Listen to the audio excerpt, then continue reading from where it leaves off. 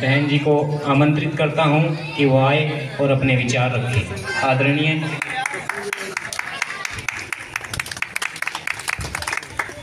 सबसे पहले मैं यहाँ मंदिर में खड़े होकर संत रविदास जी को श्रद्धा सुमन अर्पित करती हूँ और डॉक्टर भीमराव अंबेडकर जी को भी।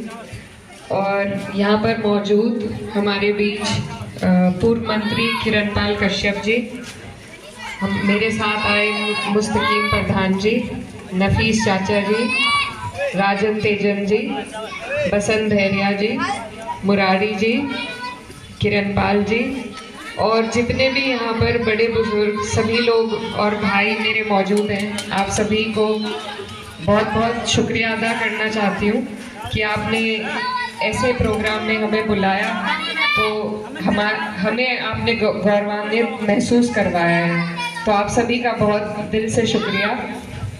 और जैसा कि सभी बड़ों ने बताया कि मुस्तकीम चाचा बता रहे थे कि हमारे देश की जो संस्कृति रही है उसको बनाने में बहुत सारे महान पुरुषों का हाथ रहा है, जिसमें संत रविदास जी का भी हाथ रहा है। और कोई भी महापुरुष, कोई भी संत कभी भी समाज को तोड़ने की बात नहीं बताते, हमेशा समाज को जोड़ने की बात बताते हैं, साथ मिलजुल कर चलने की, भाईचारे की बात बताते हैं।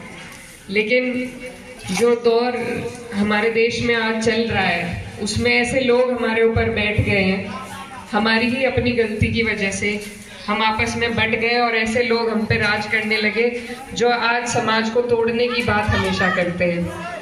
तो ऐसे में हमें अपने बुजुर्गों की, अपने पूर्वजों की बात को ध्यान रखना चाहिए और उन पर चलने की कोशिश करनी चाहिए। ये जो हमारे देश में नफरत फैलाने का जो कार्यक्रम चल रहा है, इसको हम अगर किसी तरीके से हटा सकते हैं तो आपस में भाईचारे के तरीके से ही हटा सकते हैं।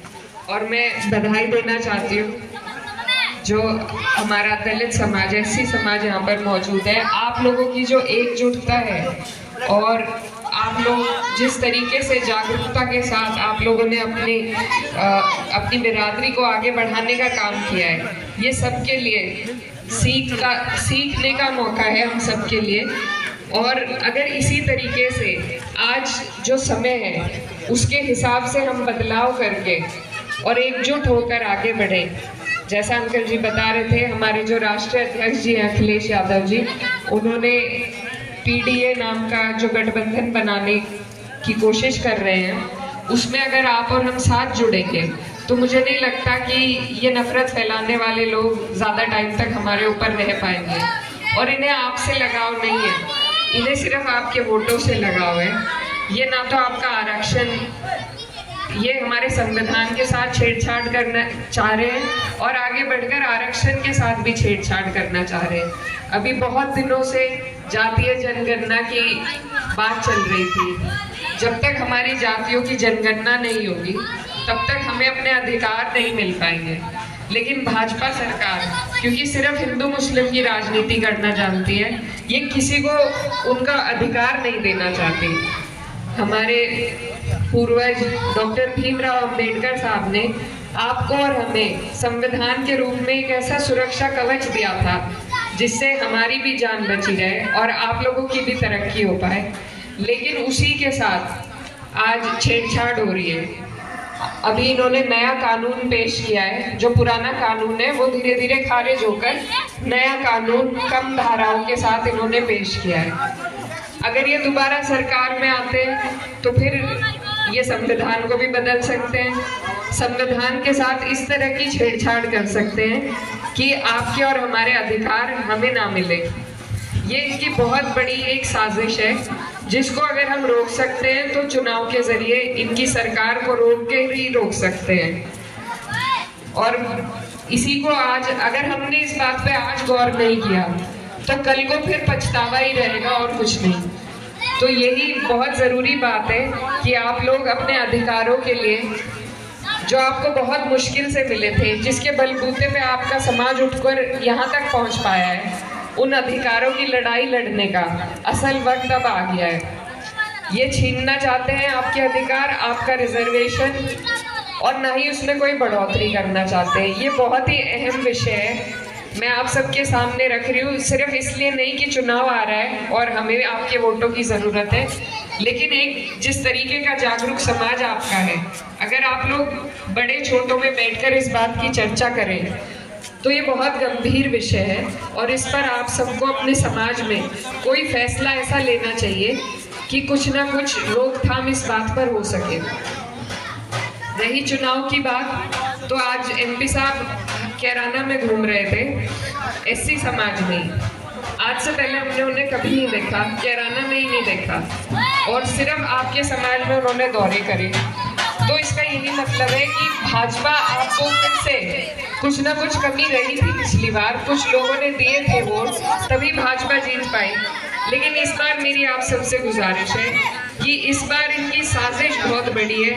ये जो आपको चोट पहुंचाने का काम करेंगे वो बहुत बड़ा करेंगे, तो इसलिए इस बार आप लोग सब गंभीर चर्चा करें, सतर्क रहें और ऐसा निर्णय लें जिसमें आप और हम सभी का भला हो सके।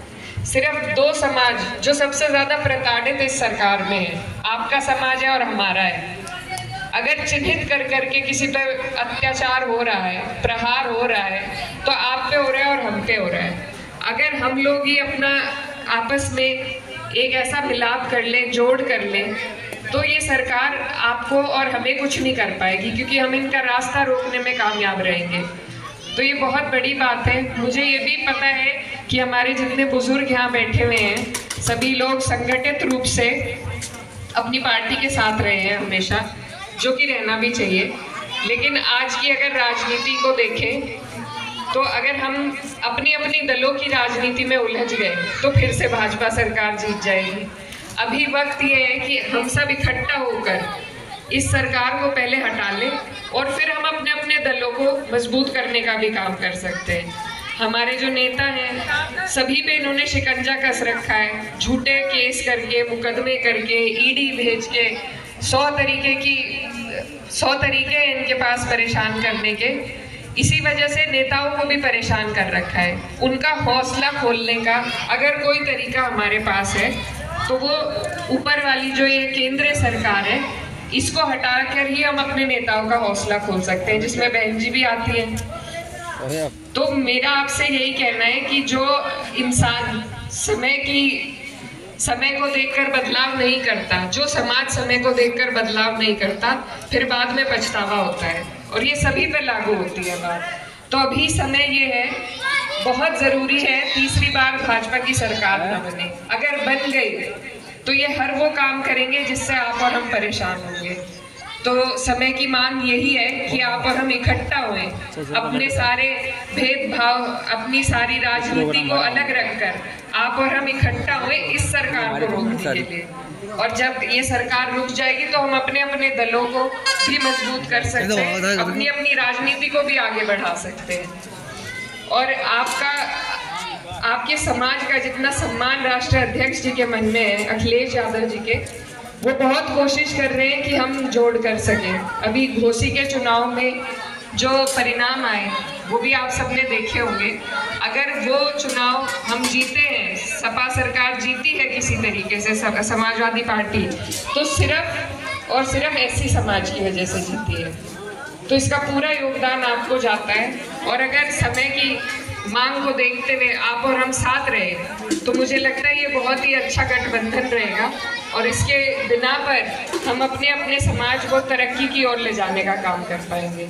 तो बहुत ज़रूरी है कि आप और हम इकट्ठे करें, और उसका बहुत बेहतरीन उदाहरण ये आज का प्रोग्राम है जिसमें आपने हमें बुलाया। दिल से मैं आप सभी का शुक्रिया अदा करना चाहती हूँ, और बस यही चाहती हूँ कि आज जिन बातों पर यहाँ चर्चा हुई आप उन पर थोड़ा ध्यान दें और कोशिश करें कि सबको समझाएं, और गठबंधन में जोड़ने का अगर हम सब प्रयास कर सके तो हम इस सरकार को रोककर अपने अधिकारों को बचा पाएंगे।